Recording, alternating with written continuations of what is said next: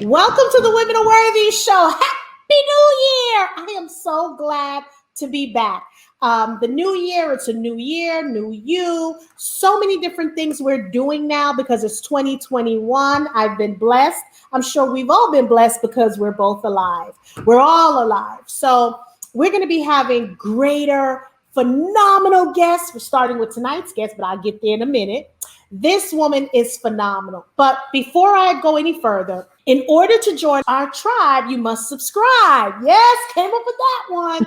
And basically, join us on Facebook. Our Facebook channel, our handle is The Women Are Worthy Show. Instagram, it's The Women Are Worthy Show. YouTube, yes, we got YouTube. Our YouTube channel is The Women Are Worthy Network. Now, so many things have been going on between 2020 and 2021. And people have been hearing complaining and making excuses. Yes, excuses.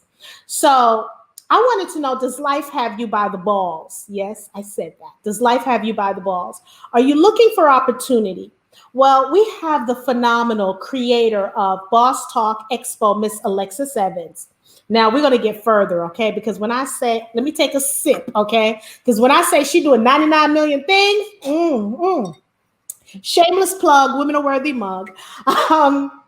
Alexis, she took hold of her life experience and she transformed her world. So many, at times, sometimes maybe our parents are not doing things that they can teach us because we may be the first generation going to that next level. So basically, as a minority-owned business owner and networking guru, girl, she's a networking guru. You hear me? Alexis has connected with over 200 companies and business owners while becoming a six-figure earner. Okay, let me say it a little closer. Thank God I ain't got no cavities. Let me say it a little closer.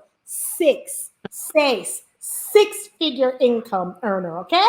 So she's also a self-published author, property investor. This woman does everything. So without further ado, I want the Women Are Worthy tribe, men and women, to welcome Miss Alexis Evans. Hello, Miss Alexis Evans. Hello, everyone. How are you? I'm fine. How are you? Great. AKD Mademoiselle. I just love the Mademoiselle. Mademoiselle. I just love it. So when I mentioned, does life have you by the balls? Can you talk a little bit about your background briefly? Because I think some people believe like maybe you have a hookup, you come from money. So, that's why she's a six-figure earner. Can you tell us a little bit about yourself, Alexis? Well, mine a lot different from maybe most people. In my early 20s of years of life, I got myself in some trouble. I attained a felony at that point where from that point went down spiral. Once I attained a felony, I had to pay my debt to society, and I did by losing everything. Sometimes what they say, once you get in trouble, it's hard to get out. It is. Even though I was out of the system, I was more in trouble with financially, and I just couldn't go on. I lost everything that I had, even now being evicted, repossession, you name it, I experienced it. From that point, I just know one day I just told myself I cannot continue to go on like this. My mom, my dad never taught me anything about the fundamentals of being a business owner because that generation was never taught that, and their generation before that was never taught that as well. So I learned on my own by, being around other people who had more than me, being in an environment that taught me the way that, it was more to life than what I was used to.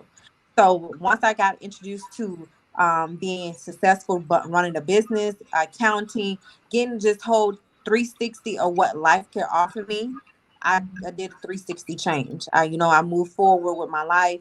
I got over the situation that I was in. I did do probation for 2 years, got past that. I was able to get myself back on my feet. Once I did that, I did work for corporate America. For a long time, no one didn't want to give me a job because of that felony. So I did go through that hassle, and it was this one company that did give me a chance. And once they did, that's all I needed, that one chance. And when they gave me that chance, I ran with it. I learned everything I could learn. I soaked up everything like a sponge, and from there I just took off. See, what I want people to know is when people get into trouble, we're not looking for a handout. We're looking for a hand up. Correct. And we want people to invest in us because we're investing in ourselves. And not one mistake in your past should define your future. And I Correct. love what you're doing, Miss Evans. I just don't even want to call you Miss Alexis, okay? I just love what you're doing because you're showing us hope. You're showing us that you believed in yourself. No one wanted to hire you, but you kept investing in yourself. And not only that, you persevered. That no, I'm gonna keep trying, I'm gonna keep trying, I'm gonna keep trying. And it's almost like when they throw that ball at me, I'm not gonna hit it to third base. I'm gonna hit that bad boy out of the park. I'm gonna hit a home run. So, what got you into investing and all that kind of stuff? Being around corporate America tycoons, I call them tycoons because some of them are billionaires, millionaires, and I got around them. I was able to sit at a couple of tables and listen to a couple of meetings, and I listened to how they take their money. Sometimes during our breaks, through conference meetings, executive meetings, I would listen to how they say they invested their money, or I just bought a new property, or I bought a new Porsche. Like, so that got my interest. Like, these people are happy, they're living their life. And I didn't want to be that person living paycheck to paycheck. I didn't want to be that person not knowing what potential is out there for me, what life really could extend to my circumstances. So I just gravitated to everything, got around people who really had more, that could teach me more, that was willing to teach me more, that was very open about it. And I just went from there. From investing, I learned about it. I got books, I started reading, I started shadowing people who allowed me to follow them around, to do certain things and take a control of, different deals, write proposals. From that point, I got interested into investing and moving forward. What advice would you give someone who may feel, especially a woman now, who may feel that no, the world, I can't make it, or they're coming from a background where they weren't taught this, and they feel like that they don't belong to, not even belong. They don't feel like they can do better. What advice would you give? Because sometimes when some people are around people that are doing better than them, they feel out of place, like fish out of water, things like that. What advice would you give someone who just doesn't know what to do?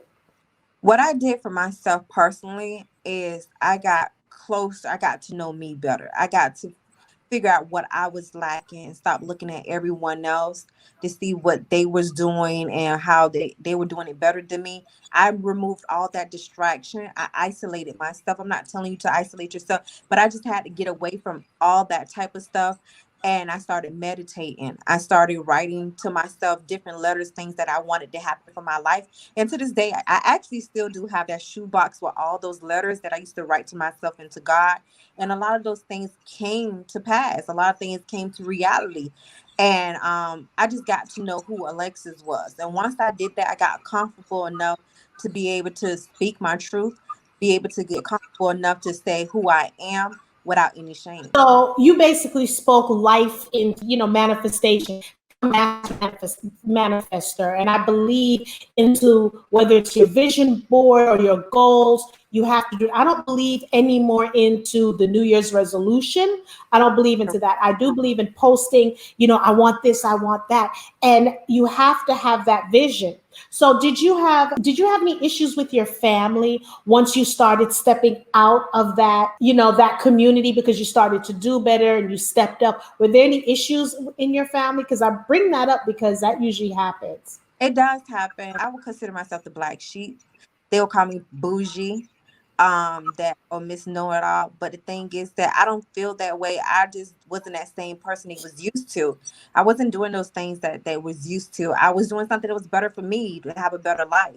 I didn't want to be calling my mom and say, "Mom, can I borrow $60 to pay my light bill?" I wanted to be the not the borrower. I wanted to be the lender, to help out. I wanted to be the one to set the example in the family and say, "Hey, this is what we all need to take a part of. This is what we missed out. This is what we've been robbed of as far as education and as far as us doing the right thing." So I needed to set the platform, set the stage to show them that if I could do it, you could do it too. I don't know if you're married, but or dating. Do you find whoever you're attracted to, are they intimidated by what you're doing? They have been. And Oh we my they, goodness. they have been. They even have told me that they envy me before. And that's a dangerous thing. and it's like they have told me that everything you do, you touch, it works out. It doesn't work out like that. It's that I put the hard work into it. I'm persistent. I'm very persistent. Anybody to tell you I'm very persistent. If you tell me no, I'm gonna come around the back door and try again and knock on that door. But the thing is that if I could do it, like I tell them, I speak life into them as well. You gotta understand, I can't keep dragging you along. You gotta meet me halfway. Exactly, because I can't want it more for you than you want it for yourself. And Correct. I don't know about you, but I find that people, when they see what you're doing, they think it's so easy, or you just woke up like this. Like for me, when I started this, okay, the mic wasn't working, this wasn't working. I did a whole show.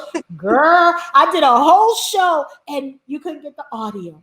I did another show, you couldn't get the visual. I'm like, Don, what's going on now? I did one and my computer was smoking. I mean, smoking. It was overheating. And I'm still doing the show. I'm like, okay, I'll wait till when it starts, the fire starts or something. Girl, I've been through. So people are like, you're so natural. I think my personality helps me. It's almost like someone can introduce you to things or bring you into a room, but you got to stay in that room. You know Yeah. what I'm saying? So it's either your talents or wanting to know things that keep you in the room. So with that said, what would you tell the younger Alexis? If, oh wow, that I never had that question before. Hey, welcome to the Women of Worthy show. That's a great question. Oh wow, I would tell her to be more patient with herself, learn more, be more courageous to see what the world has to offer her, other than what her environment was teaching her. I would tell her definitely that to be patient, take your time. Where you are now, going into the future, what would you tell a 50-year-old Alexis, knowing what you know now? Um, to get more rest because I'm always on the go. To get more rest, to read more, to take more time to relax and live in the moment. Because right now I'm always 24/7. My mind is going 1,000 miles. Sometimes I wake, probably get an hour of sleep, but right now at 50-year-old, I would be like, pay more attention to your health. Paula wants to know, what did she do? I'm sorry. Oh, hi, Paula. She said she got off late from work. She committed a felony and she did her time. I didn't ask her what it was. She did her time and now she's doing amazing things. So, she did her time. She did her probation. Is that probation, right? Right. Did her probation and now she's, not looking back. She's looking forward. I think it's very important to hang around like-minded people Correct. because I'm at this stage in my life. Look, I'm getting older. I don't have time anymore to convince people to do things. It's either you're on my track or you're not. And for some, they may think that's bad or whatever the case may be. But I don't have that energy to do that anymore because I think it takes so much time convincing people when there's so many people that want to be on your side and whatever it is that you're doing. So now that we're living in this type of environment, I have to ask you a question, which we talked prior to this. Why do you think it's important that women support each other? It's very important, especially nowadays. If you have not been paying attention to the news and things that's going on around you, you're going to be left behind. I think it's very important for us to collaborate, very important for you to work with other women, support other women. The reason is because you can't do it all by yourself. And I had to learn that the hard way too, that I cannot do everything by myself. It takes a team, it takes a tribe, a village to Mhm. see results. Just like when you go to a 9 to 5, those people, those employees make the CEOs and the owners, the millionaires and the billionaires. It's the people that's behind them and beneath them that makes things go move in motion. So in order for you to see your progress or see things to be successful, you need a tribe. You need people to be there. You need to have help. You need people that collaborate with you, support you, empower you, and inspire you to uplift you, to let you know that hey, we got this together. Well, I'm going to put a disclaimer out because the next topic is going to be controversial. So let me put a disclaimer. I am not saying it's all Black women, but it's a lot of Black women. Right. Why do you think it's hard for Black women to collaborate with one another. Again, it's not all Black women we're talking about. So Right. before I get an email or a text like, well, not all Black women, no. But you and I are doing business, Alexis, like everyone out there. Right. And I'm telling you, I can go to my other counterparts, cool.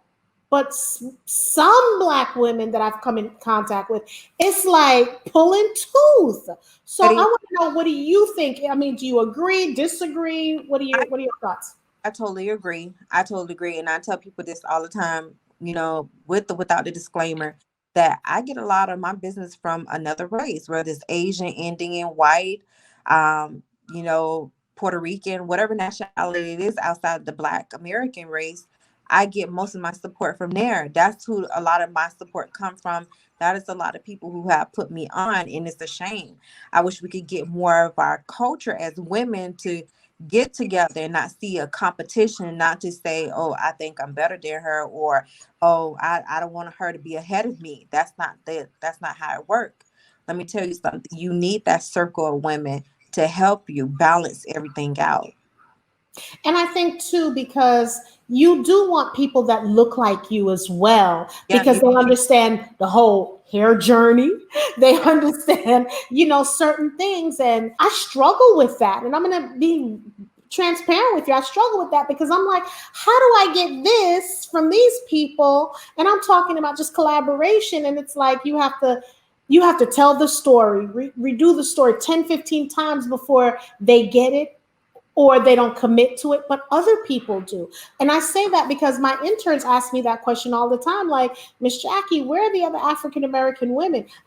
Again, they've seen African American come out, but they're wanting to know, why is it's more of the others that are not, and we have to talk about it. I mean, I know people don't want to talk about it. Again, in the African American community, we have to sweep things under the rug. We're told not to tell our business. But I'm here. This is 2021. There's no secrets anymore. We have to keep it real, because I think once we talk about it, it becomes like, okay, because we can't do the crab in a barrel mentality. We can't keep things to ourselves, because if we collaborate, it's less stress, less anxiety, and more wealth, whether it's money, talents, whatever. We have to start collaborating. So, do you find the older generation are not collaborating and the younger ones are, the millennials, or do you find it across the board? across the board. It depends on who it is. It could be the older generation, the younger generation, in between generation. It's across the board. So, Um, what do you think that we need to do, or what do they need to do to change that mindset? What do you think? Not saying you're an expert, but in your opinion, what do you think we need to do to change this? I think they need to get around more women that's not like that. More women that show more collaboration, more sisterhood, more motherhood, more empowerment. Once they get around that, they're surrounded by that. 9 out of 10, they will come over to the other side. But with their environment, what they're used to is not like that. They're not going to do it. No matter what you say to them, no matter how many times you try to convince them, if their mindset is not changed, they're not going to change anything. And I agree with you. And I think for me, it's good to start from the bottom. And when I mean from the bottom, I mean, okay, I'm starting this. This is what I want to do. Do you want to support me? How you can be a part of it? But not when I get to the pinnacle, to the mountaintop. Right, Then you want to jump on board. Then you're like, oh, I knew her when, and oh, like right, Oprah says, everybody wants to ride in the limousine, but when there's no gas in the limousine, people don't want to ride in the limousine. I go a step further. When there's no gas in the limousine, nobody want to say, here's the money for the gas to go in the limousine. correct. That's how I look at it. That's true. What other things do you have in store, ma'am? Because I expect to see you in all sorts of magazines, because you're doing amazing things, and I'm really impressed by you. Thank And we had some talk after, and I just want you to know I support what you're doing. And you got me like, okay, I need to step my game up. And I don't know why people don't see that it's okay to say that. Because you can't stay stagnant. You got to keep moving. So here's my question to you. You said you need to get more rest. What do you like to do for self-care? We're not talking about your hair and your nails. No. Um, Me, I personally, I'm a diehard meditator. I love meditation music. Put the ocean sounds, the rain sounds on, and that's me. I don't need to worry about anything else. Let me have my moment and just meditate and just have a clear mind of not thinking about anything else. That is, or writing in my journal. I have a prayer closet that I created 2 years ago. It has stickies and notes all over the wall. So that's my go-to thing because it gives me a moment to just inhale, exhale out, and just release everything and just leave it there. And once I come out, I'm rejuvenated. I'm brand new. I'm ready to go. I'm ready to work 10 times more harder. And for me, I'm a type A personality, as you could tell. And I'm making sure that, because I like meditating, journaling is a little issue for me. So what I decided to do was get a mason jar and every day find something good that has happened and Right. put a post-it note and put it in there. I don't care about the sun is shining, things like that I put in there because I want to show the universe that I'm grateful. I want to show the universe that I'm happy to be alive. So many people have died and have not made it. So my next question to you is,